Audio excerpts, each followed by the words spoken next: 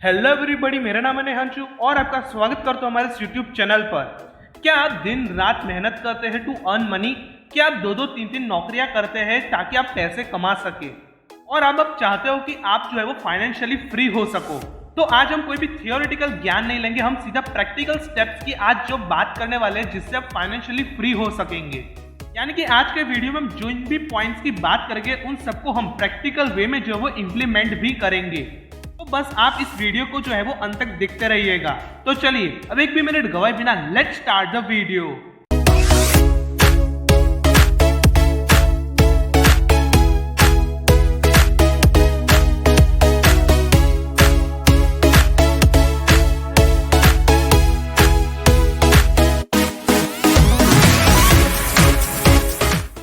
एक इंसान पैसा कमाने के लिए क्या क्या नहीं करता।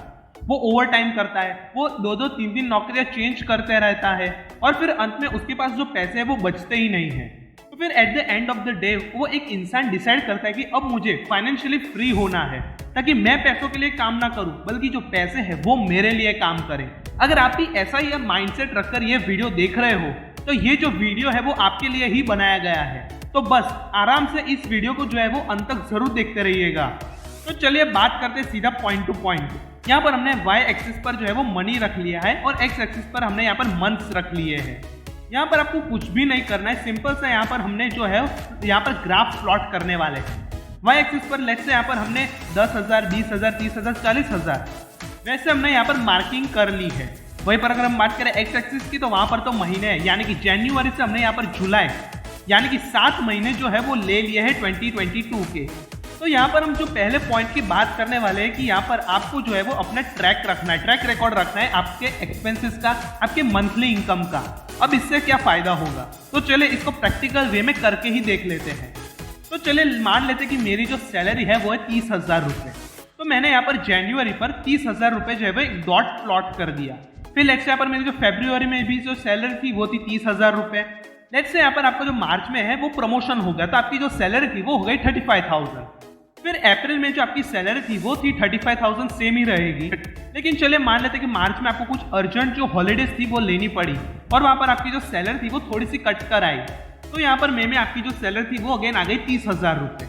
जून में आपकी जो वापस सैलरी थी वो नॉर्मल हो गई 35,000 और जुलाई में आपकी जो सैलरी थी वो फिर से हो गई 35,000। यानी कि आपकी यहाँ पर जो सैलरी है वो लगभग एक ही लाइन में जाती हुई आपको दिखेगी। फिर यहाँ पर आपको कुछ भी नहीं करना है, यहाँ पर आपको क्या करना है, यहाँ पर सिर्फ आपको एक लाइंस ड्रॉ कर देनी है जो पॉइंट टू पॉइंट मैच करती हो। तो अगर हम यहाँ पर लाइंस ड्रॉ करेंगे तो यहाँ पर हमें उतनी ज्यादा हलचल दिखाई नहीं देगी सैलरी में, यानी कि जो मंथली इनकम है हमारी उसमें ज्यादातर हलचल दिखाई नहीं देगी। तो चलिए ये तो हो गया पहला पॉइंट। अब दूसरा पॉइंट ये आता है कि यहाँ पर अब आपको जो है वो अपने एक्सपेंसेस जो है वो उसे भी ट्रैक करना है। यानी कि यहाँ पर लेट्स से हमारी जनवरी में जो खर्चा था वो आ गया 20,000 रुपये। यानी कि हमने जनवरी में 20 पर यानी कि 20K पर हमने डॉट रख दिया। सब कुछ यहाँ पर EMI सब कट के जो है वो 20,000 रुपये आ गए। फरवरी में भी सेम रहा, सब कुछ कट कर यहाँ पर आ गए 20,000 रुपये एक्सपेंसेस में। लेकिन वहीं पर मार्च में आपको जो प्रमोशन हुआ तो वहाँ पर आपके जो एक्सपेंसेस थे वो ज़्यादा थोड़े से बढ़ गए। तो यहाँ पर आपके जो एक्सपेंसेस थे वो हो गए 30,000।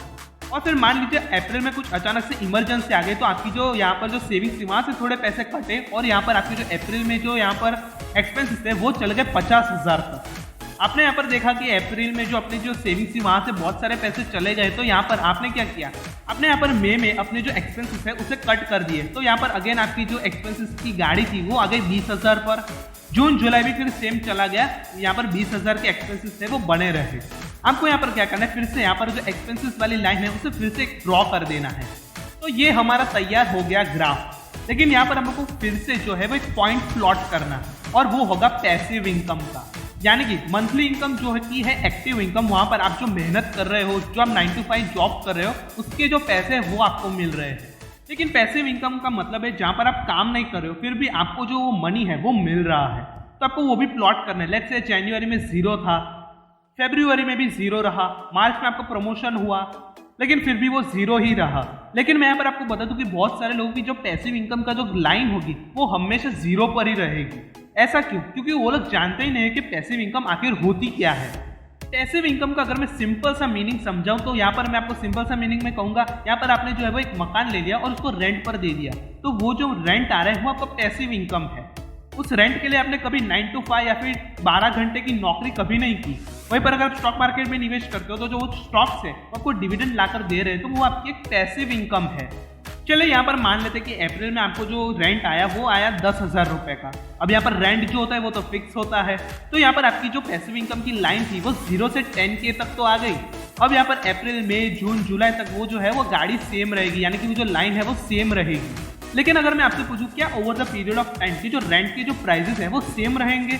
शायद ही सेम रहेंगे। तो यहाँ पर आपकी जो पैसिव इनकम की जो लाइन है वो धीरे धीरे ही सही, लेकिन जो ग्राफ है उसमें ऊपर आती हुई नजर आएगी।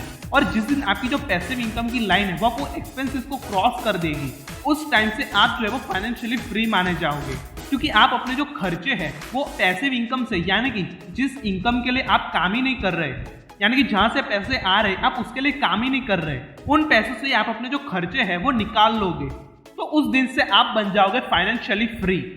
तो हमने यहाँ पर ले लिया एग्जांपल कि यहाँ पर जो किसी का मकान था उसे वो रेंट पर दे दिया और उससे जो उसको 10,000 की जो रेंट आने लगा उसकी वजह से उसकी जो पैसिव इनकम है वो धीरे धीरे बिल्डअप होनी शुरू हो गई। लेकिन घर लेने के लिए, मकान लेने के लिए, ऑफिस लेने के लिए, दुकान भी लेने के लिए यहाँ पर आपको जो है वो काफी ज्यादा बड़ा सा कैपिटल यहाँ पर जो है वो इन्वेस्ट करना पड़ता है। लेकिन मैं मानता हूँ कि हर किसी के पास उतना बड़ा कैपिटल नहीं होता, तो फिर वो लोग क्या करें जिनके पास उतना ज्यादा कैपिटल नहीं है, तो उसका जो जॉब है वो रिच डैड पुअर डैड में लिखा है।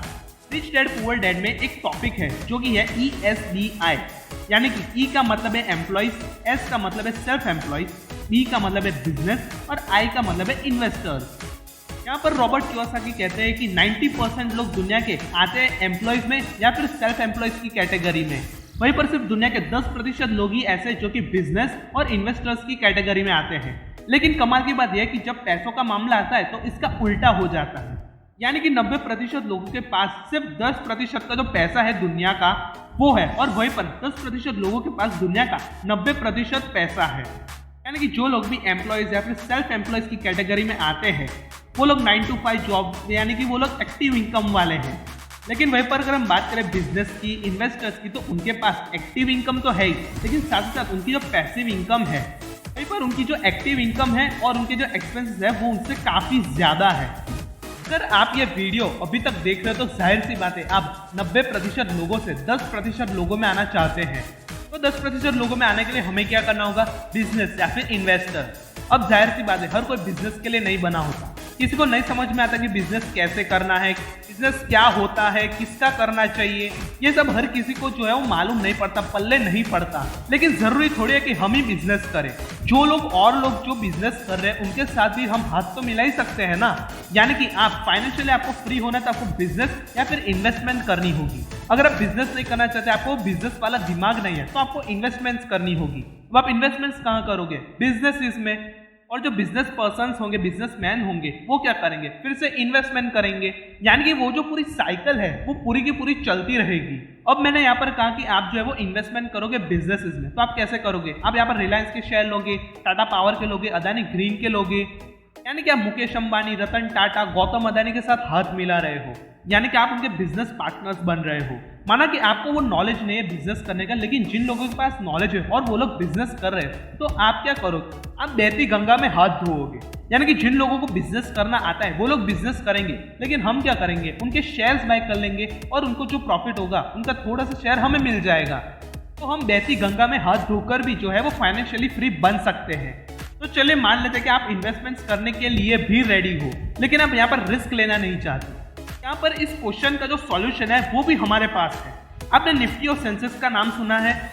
सेंसेक्स 1986 में 561 रुपीज था और 36 साल के बाद यानी कि 2022 में आज वो हो गया 58,387 पर। अगर हम बात करें रिटर्न की तो वो है 10,307% की। वहीं पर अगर हम बात करें निफ्टी की तो 1999 में उसका निफ्टी 50 का प्राइस था वो था 890, लेकिन आज वो बन गया 17,397 का। और रिटर्न्स की बात करो तो वो है 1,853% की।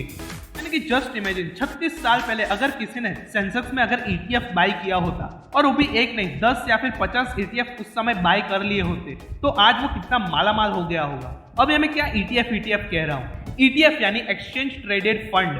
अगर आपको इसके ऊपर फुल डिटेल वीडियो चाहिए तो हमें कमेंट सेक्शन में जरूर बता लीजिएगा, हम उसके ऊपर एक फुल डिटेल वीडियो बना देंगे।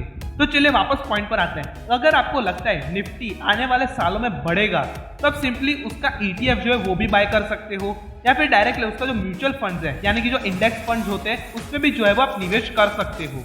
यानी कि अगर इंडेक्स बढ़ा यानी कि निफ्टी या फिर सेंसेक्स बढ़ा तो आपको प्रॉफिट होगा, अगर घटा तो नुकसान होगा। लेकिन अगर आप over the period of time देखोगे तो पिछले 30 से 36 साल में सेंसेक्स देख लीजिए कितना ज्यादा परसेंटेज बढ़ गया। तो अगर आप लॉन्ग टर्म इन्वेस्टमेंट करते हो इंडेक्स फंड में या फिर आप ETF बाय करके रख लेते हो, तो अगर आप लॉन्ग पीरियड 20, 25, 30 साल देखोगे तो शायद आज जो सेंसेक्स 57,000 पर अटका हुआ है यानी कि 58,000, 57,000 पर हिल रहा है, तो वो शायद आपको 25 से 30 साल के बाद 1 लाख पर भी देखने को मिल सकता है। जी हाँ, ये मुमकिन है। सेंसेक्स जो है वो आपको 1 लाख पर भी देखने को मिल सकता है, क्योंकि आप ही देख लीजिए पिछले 36 साल में इसने 58,000 पर आ गया, लेकिन ये 36 साल पहले कहाँ पर था? 561 पर। यानी कि फिलहाल आप सेंसेक्स में SIP के जरिए छोटा छोटा अमाउंट जो है वो निवेश करते रहते हो, तो फिर over the period of long run यानी कि 20, 25, 30 साल के बाद आप शायद सेंसेक्स में इन्वेस्ट करोगे या फिर निफ्टी में इन्वेस्ट करोगे, तो आपको हमेशा प्रॉफिट में ही रखेगा। अगर आपको लगता है फ्यूचर में इंडिया की ये जो प्रोग्रेस है वो बरकरार रहेगी, इंडिया की इकोनॉमी है वो और भी ज्यादा बढ़ेगी, तो जाहिर सी बात है अगर इंडिया की इकोनॉमी बढ़ेगी तो निफ्टी बढ़ेगा, सेंसेक्स बढ़ेगा। तो आप यहाँ पर क्या करोगे? ETF या फिर इंडेक्स फंड में निवेश कर सकते हो, और आप SIP के जरिए इंडेक्स फंड में जो है वो अपनी जो इन्वेस्टिंग जर्नी की शुरुआत है वो ऐसे कर सकते हो। देखिए, आप 9 से 5 जो है वो अपने एक्टिव इनकम के लिए काम करें। अगर आप पैसिव इनकम जनरेट करना चाहते हो तो उसके लिए टाइम लगेगा, लेकिन जिस दिन एक बार आपकी जो पैसिव इनकम है वो ग्राफ में बढ़ना शुरू हो गई तो फिर उसे रोकना जो है वो नामुमकिन हो जाएगा। फिर जो पैसिव इनकम का जो ग्राफ है वो धीरे धीरे धीरे धीरे बढ़ता ही जाएगा, और एक टाइम ऐसा आएगा कि जो आपकी एक्टिव इनकम है और आपकी जो एक्सपेंसेस है उसे वो पैसिव इनकम जो है वो क्रॉस कर देगी, और जैसे ही वो क्रॉस कर देगी आप दुनिया के 10% लोगों में आ जाएंगे। और आपको पैसिव इनकम जनरेट करनी है तो उसके लिए आपका जो दिमाग है उसे ट्रेन करना होगा। यानी कि आप स्टॉक मार्केट में निवेश कर सकते हो, आप रियल एस्टेट में, गोल्ड में, बहुत सारे जगह जहां से आप पैसिव इनकम जो है वो निवेश कर यहाँ पर हासिल कर सकते हो। तो आप कहां पर इन्वेस्टमेंट्स करोगे, और अगर आपने इन्वेस्टमेंट्स कर रखे तो कहां पर कर रखे हमें कमेंट सेक्शन में जरूर बताइएगा। और अगर आपको कोई क्वेरी है, डाउट है, सवाल है, क्वेश्चन है तो वो भी हमें कमेंट सेक्शन में जरूर पूछ लीजिएगा, हम उस सवाल का जरूर जवाब देंगे। अगर ये वीडियो आपको थोड़ा सा भी नॉलेजेबल लगा हो तो अपने दोस्तों के साथ शेयर कर दीजिए, ताकि वो लोग फाइनेंशियली फ्रीडम की तरफ एक और कदम जो है वो बढ़ा सके। और अभी तक आपने हमारी फाइनेंशियल एजुकेशन वाली प्लेलिस्ट को अभी तक देखा नहीं है तो वो जरूर देख ले, क्योंकि वहां पर हम ऐसे ही जो कंटेंट है वो यहाँ पर अपडेट करते रहते हैं। तो आशा करते हैं कि ये जो वीडियो है वो आपको अच्छा लगा होगा। अच्छा लगा है तो लाइक कर दीजिए, और अगर आपको कोई डाउट है, क्वेरी है, सवाल है, क्वेश्चन है तो वो भी हमें कमेंट सेक्शन में जरूर पूछ लीजिएगा, हम उस सवाल का जरूर जवाब देंगे। और ऐसे वीडियोस के लिए हमें यूट्यूब पर लाइक, शेयर और सब्सक्राइब कर लीजिए हमारी channel gold financial and super एक चैनल को, और बेल आइकन को प्रेस कर दीजिए ताकि आप कभी भी हमारी तरफ से एक भी नोटिफिकेशन नहीं मिस करेंगे और आप हमेशा अपडेटेड रहेंगे रिलेटेड टू फाइनेंस।